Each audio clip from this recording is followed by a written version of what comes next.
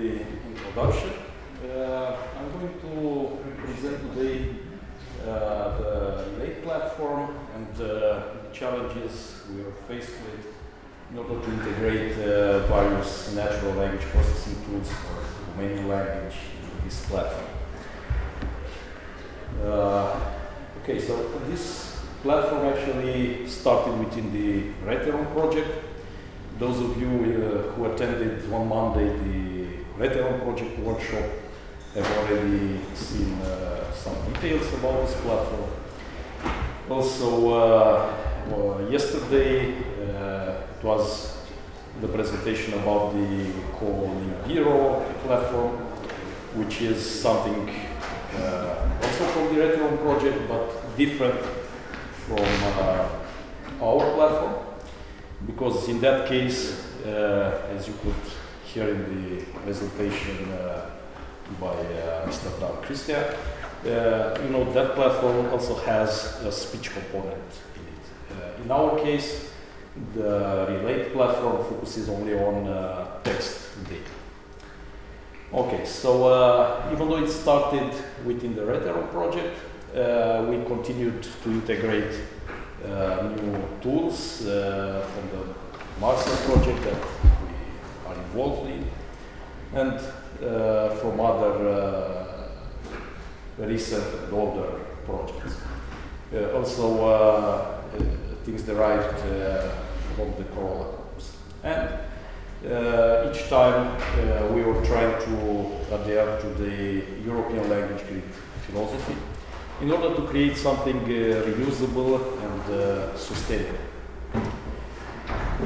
Okay, so at the first glance, the platform looks more or less like this. This is the front-end component, and the various modules can be accessed either directly from the left-hand menu or via various buttons allowing to switch from one tool to another based on the context you are working.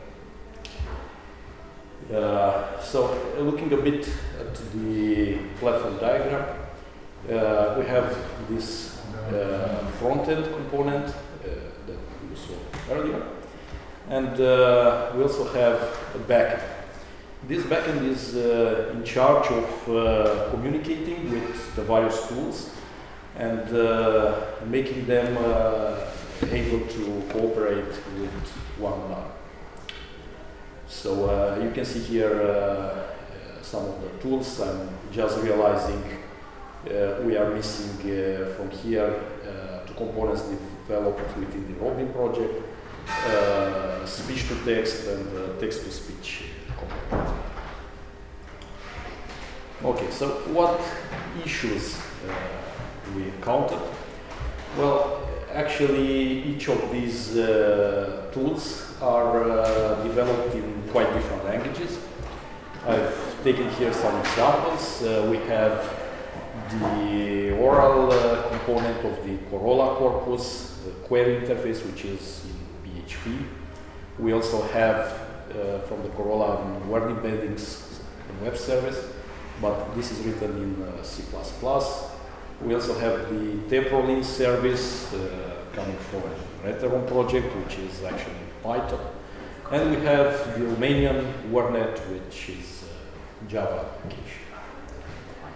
Okay, so basically this web backend component is in charge of communicating with all these different technologies and making them interact with one another. This is an example integrating the temporal service.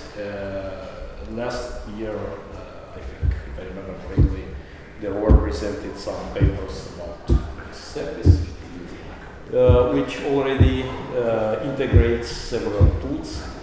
It's possible from within the platform to select the operations that you are trying to use. For example, diacritics restoration, various splitting,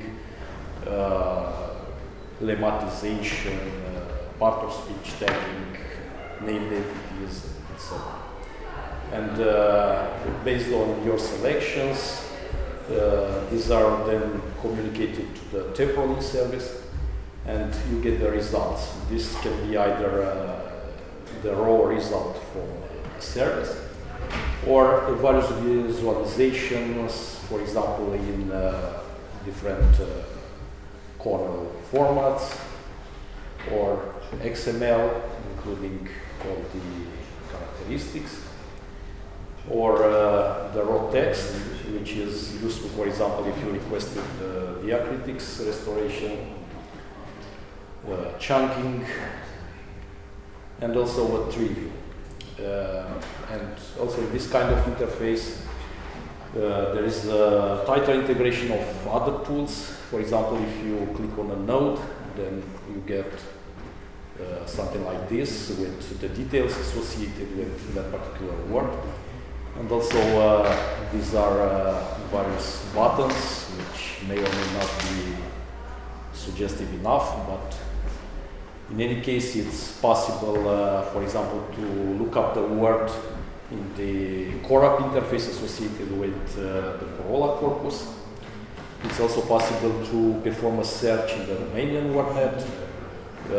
It's also possible to look for the sound associated with the word in the Corolla speech interface.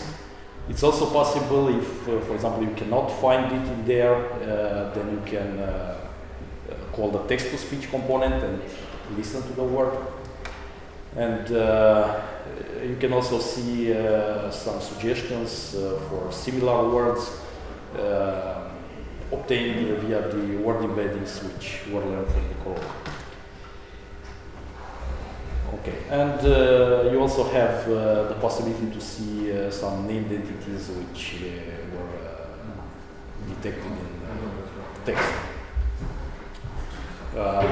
Also, just to show what I said earlier, it's possible to access directly the different components from the left menu. So, for example, you can directly go and perform a search in the oral component of Corolla, and you will get something like this, where you can listen either for the word or for the entire sentence where it was found. We also have a page with different relevant papers for the components, so you can look at it.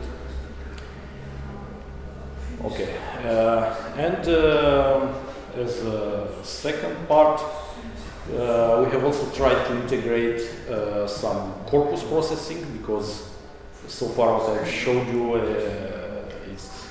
was working on a single file, so you could take a file and run analysis. But if you want, for example, to process an entire corpus, we are still under development.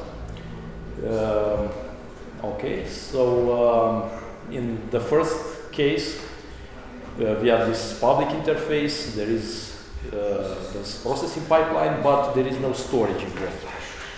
In the second case, we have a corpus management component. Your data files are stored in a database. We have this time a parallel processing pipeline, which allows the annotations to be taken in parallel on multiple processes or multiple servers. Currently, we are using 2 servers for this purpose. And finally, it's possible to export the annotated data.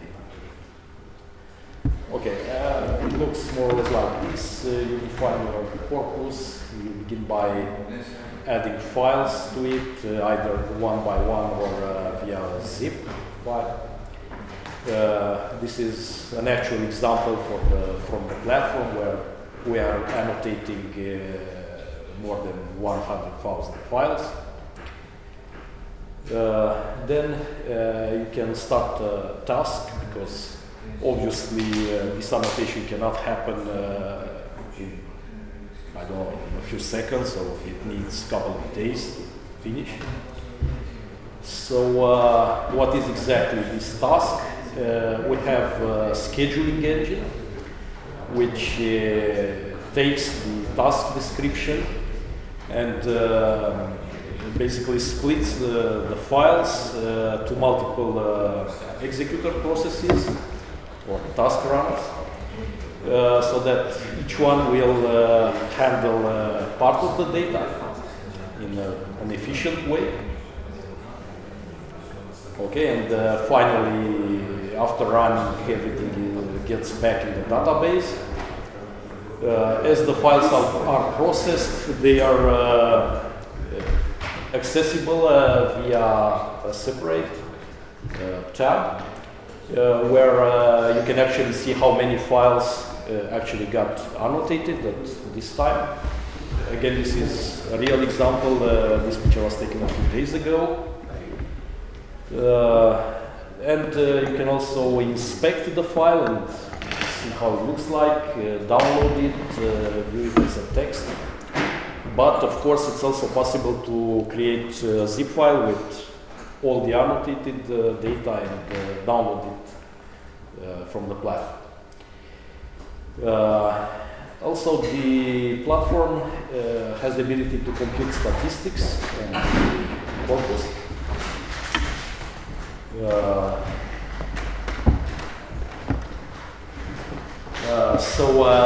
For example, you can see how many tokens, how many sentences, how many unique word forms, how many unique lemmas you have, how many named entities. There is a statistic for each part of speech tag, how many tags were identified.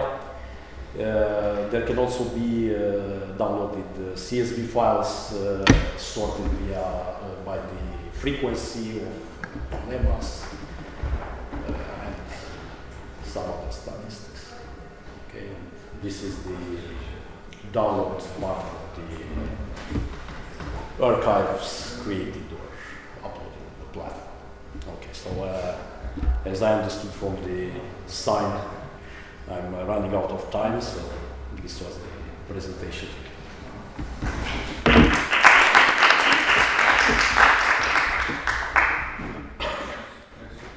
I have a couple of questions regarding name entity extraction. What type of entities do you recognize? Yeah, there are actually two systems in there. There is one for person, organization, type entries, and there is also another one. Actually, I think I can go back to the slide. There is another one for the biomedical domain. So actually, in this example, you can see both of the systems. That means you trained the algorithms on these verticals, I could say. Yeah, there are two different algorithms, two different systems, and they are run one after another. The results are merged. And who has access to this platform? Is this an open? Quite public.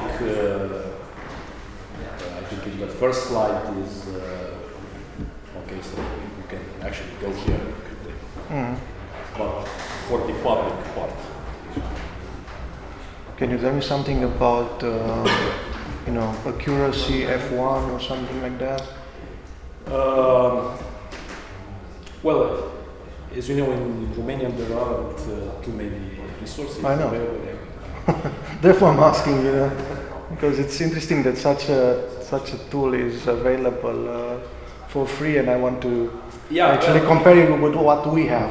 Because we have entity extraction trained by ourselves, and we want to compare what is available. Yes.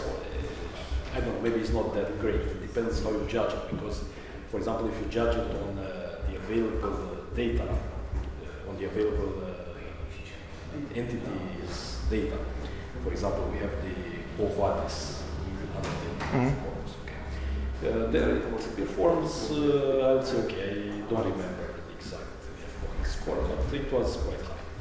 If you judge it by taking something from an entirely different source, then maybe you'll get something else.